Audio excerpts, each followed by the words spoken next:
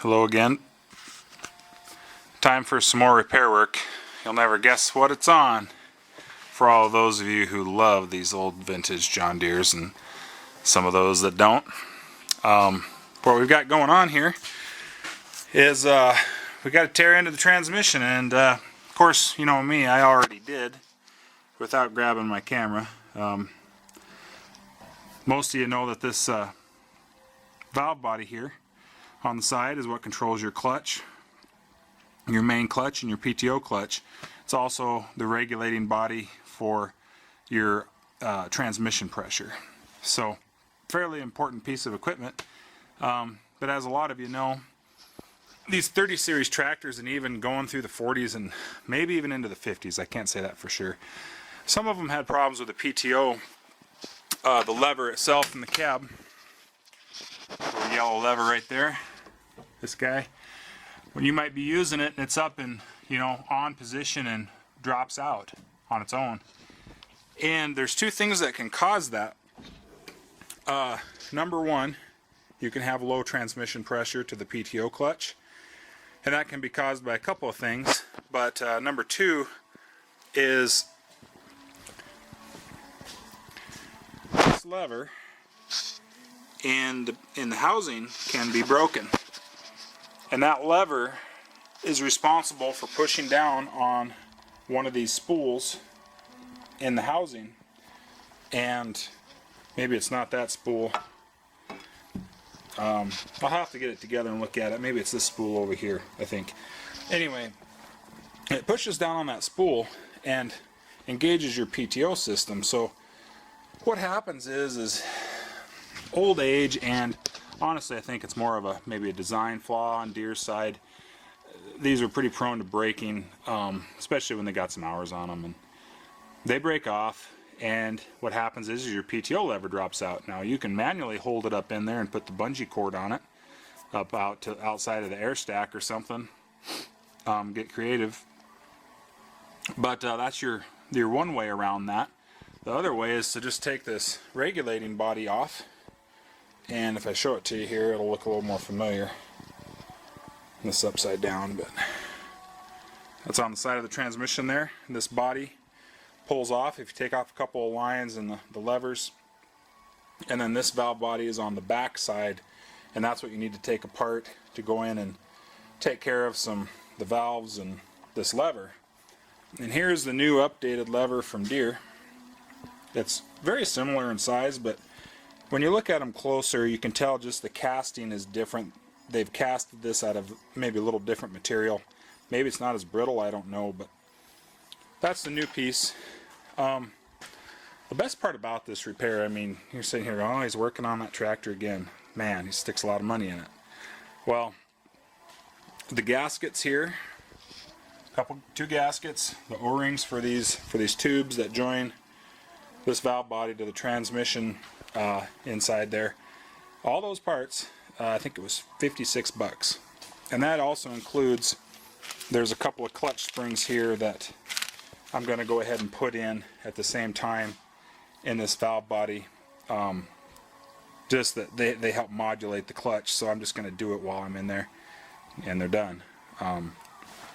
So yeah, I should have kind of taken you through it as we went apart, but I think I can take a couple pictures or snaps as we go back together and show you just basically how it looks. So I'll see if I can take a couple clips as we go here. So I've got the lever switched out now. Got the new lever on the spool. I want to tell you about those springs. The two springs I used, here they are. There's one of each of these inside of these spools.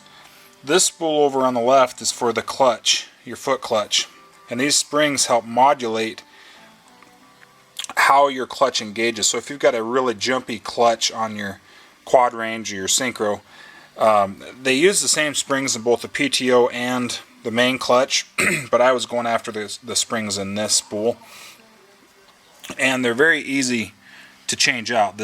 If you push on this lever a little bit, that rod will just slide out. There's a flat washer followed by the big spring, and then there's another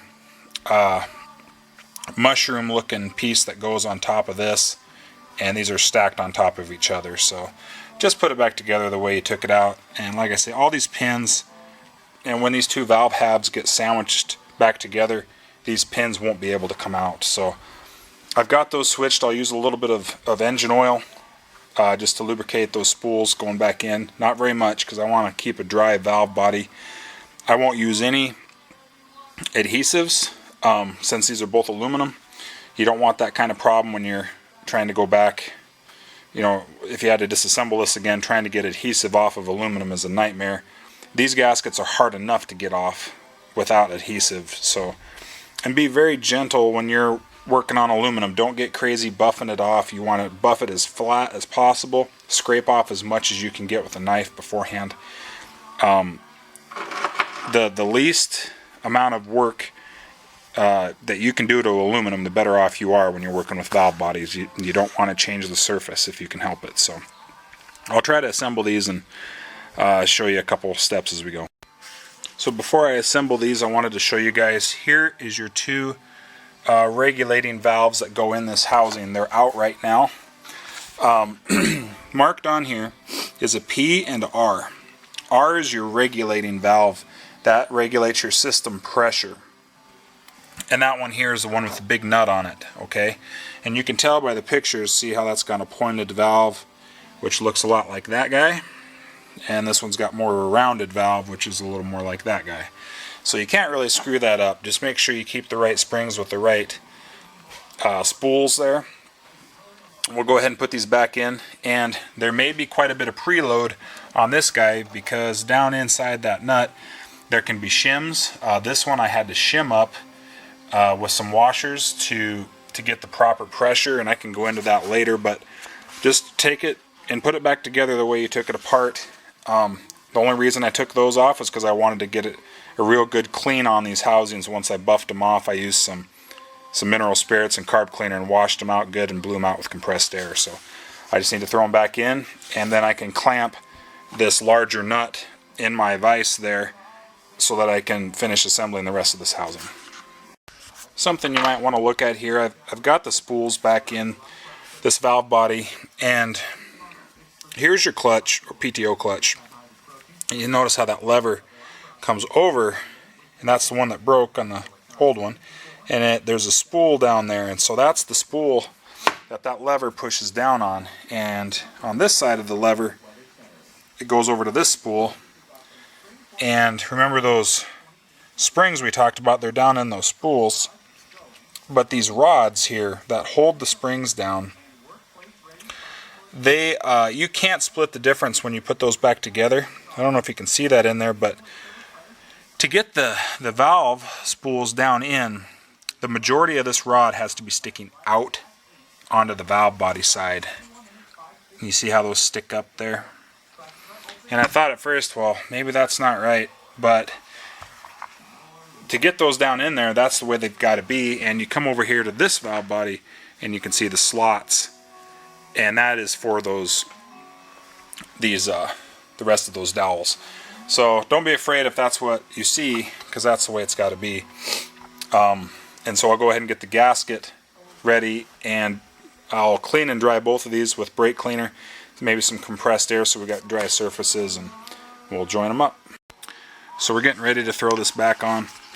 Got my gasket on the housing. Make sure you clean out these bolt holes, or at least inspect them so that there's not brake cleaner or something in there. If you join these housings and thread these bolts in and there's debris or brake cleaner in there, you can break that housing out because of the force of this bolt. Clean these up with some brake cleaner. Don't put anything on them. They're 5/16 grade 5 bolt. You should be able to torque it up to about 25, maybe to 28 foot-pounds. One other thing, so these two shafts right there go through these two holes, and that's what your levers for your foot pedal and your PTO clutch go to. If these are leaking at all when you take this apart, this is a good time to knock these out and put in some new seals. Neither of these are leaking, so I'm just going to grease them up a little bit with some non-moly gun grease, just so it goes together easier. And we'll put it together and torque the housing up.